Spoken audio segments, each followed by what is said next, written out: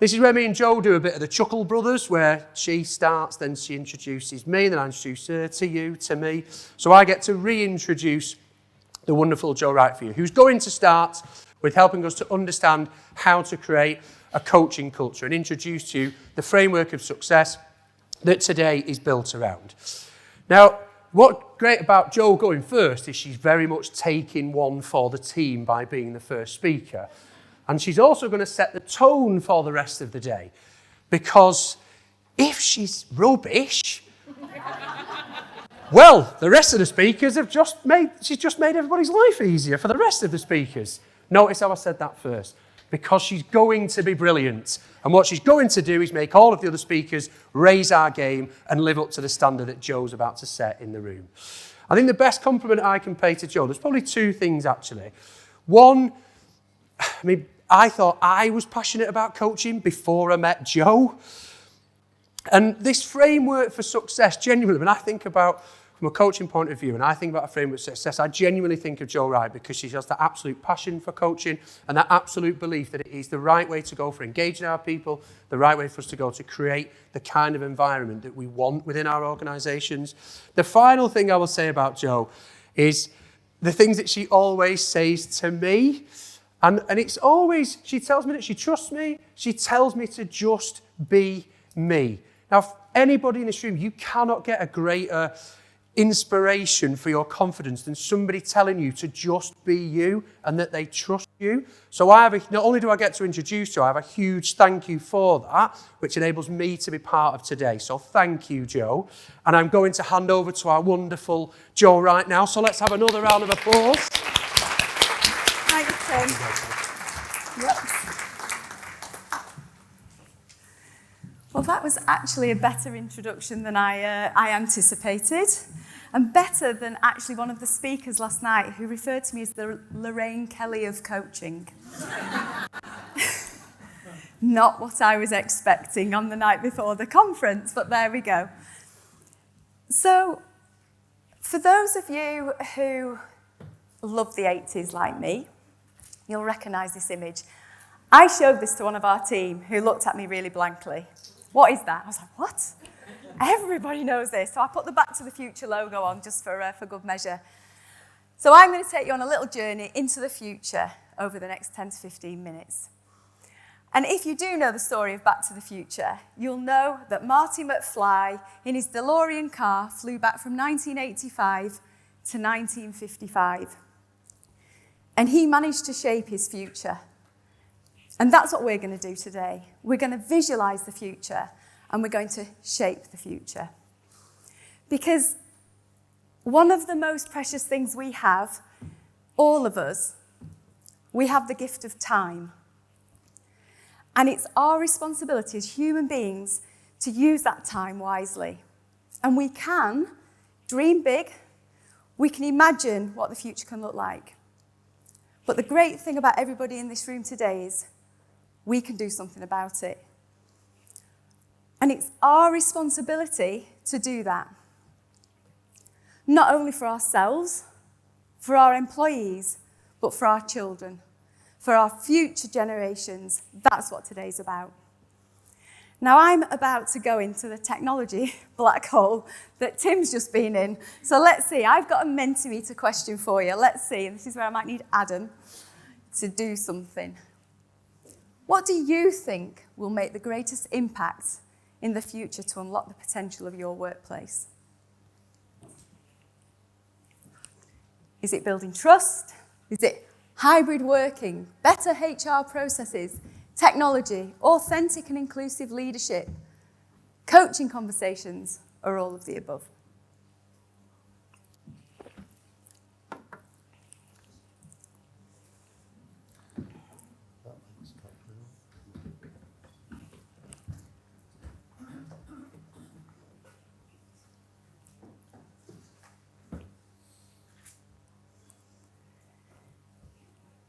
This feels like Who Wants to Be a Millionaire, doesn't it? Like A, B, C, or D.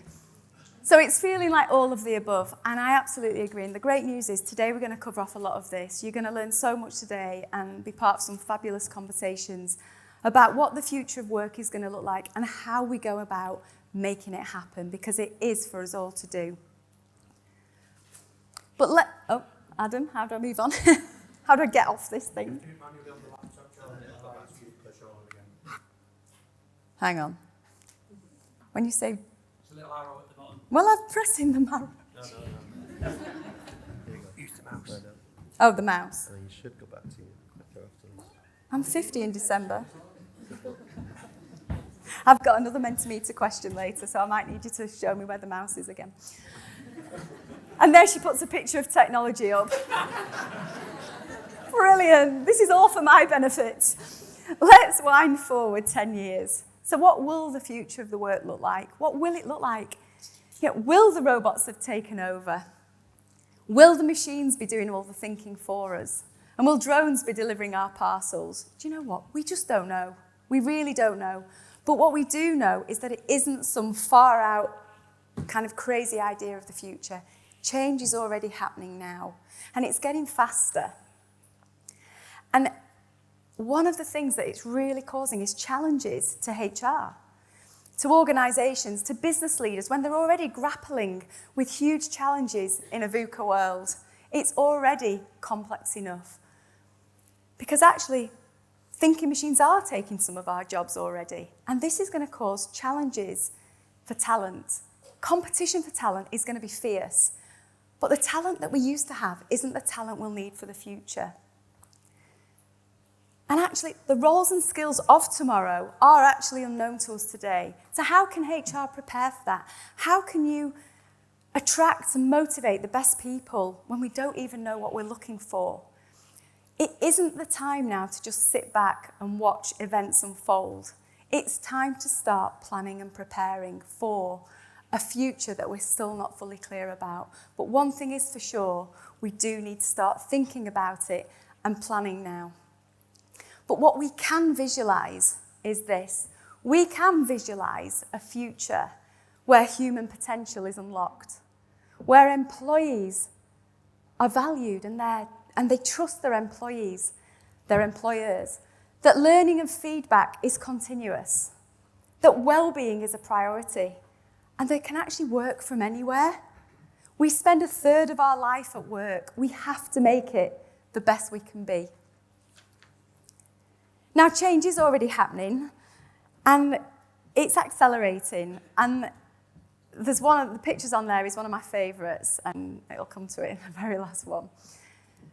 But change is happening. It's happening in changing leadership styles. Command and control leadership style doesn't work anymore. Employees expect to be asked. They want their opinions valued. They want to be collaborated with. They don't just want to be told what to do.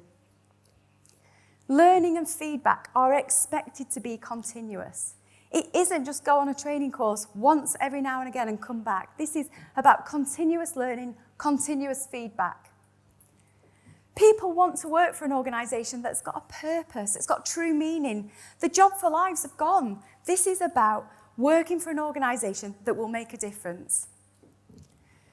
And employee wellbeing, it was already happening before the pandemic. Crikey, if employee wellbeing isn't on your agenda now, it absolutely has to be. The number of hours these days the number of hours worked is no longer a badge of honour. It's about employee wellbeing, and we have to get that right. And then hybrid working, hands up in the room, who has worked in the last 18 months wearing a pair of slippers? Now, they're my aspirational slippers, to be fair. That's what I'm aspiring to be wearing one day. I've interviewed people in my slippers. I've done talks to hundreds of people in my slippers. One day, I'll be wearing those pink slippers. But this is what hybrid working's about. It's unlocked so much potential within ourselves, within our employees. And it is about technology, and it is about how we can get the most out of our teams, and that's through building a coaching culture. Now, Accenture recently did a survey of 9,000 employees back in March of this year, and they found the future of work to be 3 key areas. The first one is hybrid working. They found that those employees who worked in a hybrid way throughout the pandemic had the best health, they felt better about their organisations, and they were all round better for their hybrid working, versus those who were either completely remote or completely on-site somewhere. They experienced more burnout. My question is on this, why are organisations still grappling with it? Genuinely, it's not that difficult. We've just proven we can do this. So we have to do it. But in order to be able to do it, we have to have the technology. And Accenture found that the second most important thing here was about digital fluency, like me not knowing how to press a button on the computer. Digital fluency, which is about an organisation cultivating a growth mindset, but a mindset of digital learning, that everybody in the organisation has access to digital tools and can learn digitally. It's not just about a few people, it's about digital fluency throughout. And those organisations, again, have proven to be the best and most successful. Now, we know that some people will just think that technology is the only answer. It's not. We know that the organisations who have the power to harness their human potential have the true, sustainable, competitive advantage. And they found that this was another important factor for the future. They called it leading with humanity. Now, for those people who know me, will know that resonates a lot. The best leaders, the most authentic and inclusive leaders, are human. They treat their teams as human beings. They allow them to bring the best selves to work and their true selves to work. How else can we be at work? We have to be ourselves. So leading with humanity is an absolute key thing for organisations to look at. Now, there's something really interesting happening at the minute. And Microsoft have done a survey of over 30,000 employees globally. And they've coined a phrase, you may have already seen it, the Great Resignation.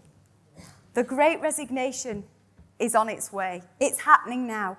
Over 40% of employees are currently considering changing and moving from their organisation, depending on how they were treated through the pandemic. It's inexcusable. This is going to cause a huge risk to organisations, to the employees who are left behind, the loss of knowledge, the loss of skills, the loss of talent.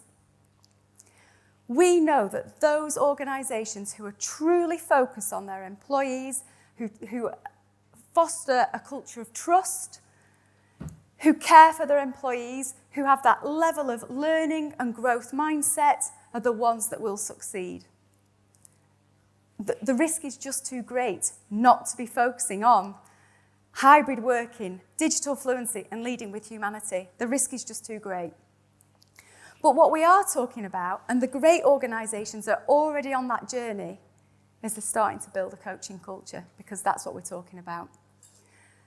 And our definition of a coaching culture is this: it's a place where authentic leaders and managers help people to grow, thrive, and perform through effective conversations and honest feedback underpinned by trust.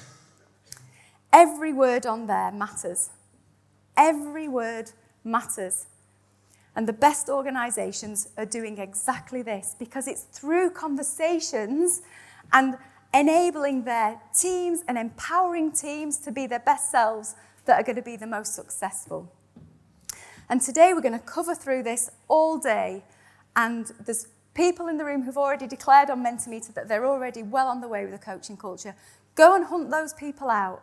Go and speak to them, find out what they're doing, because we have got an amazing team in this room today who can really help all of us, because it's our responsibility to make this happen. Now, in your goodie bags, you will find it's on the table, the framework. So we at Coaching Culture have put together a framework to help people. And we've updated it because actually we got feedback from people. Actually, we're missing out on this, and we've come up with a 7-step process. Now, I'm not going to go through the whole process. The whole day will build on the whole 7 steps. And absolutely, think about it from today. Has your organisation got the vision for a coaching culture? Have you got a coaching culture strategy? Are you engaging the whole organisation with building a coaching culture? This isn't about just giving a few execs a bit of coaching here and there. This is about taking the whole organisation on this journey. Are your leaders and managers capable to have the conversations? Are they helping their teams to grow, thrive and perform? Are they giving feedback constantly and receiving feedback? Because that is the true way to unlock a coaching culture. And today, like I said, is all about this. And just have a think throughout the day, where are you as an organisation and what do you need to go away and do tomorrow? So back to the future. Again, we have visualised what a future could look like. We have visualised a future where human potential can be unlocked. Employees are valued, where learning and feedback is continuous, where well-being is paramount, and where employees trust their employers. It's absolutely key. And I'm going to leave you with one question today. If you were Marty McFly and you were now in 2030 and you were getting back into your DeLorean and coming back to October 21, what one change would you like your organisation to make today to make it a better place for tomorrow? Thank you.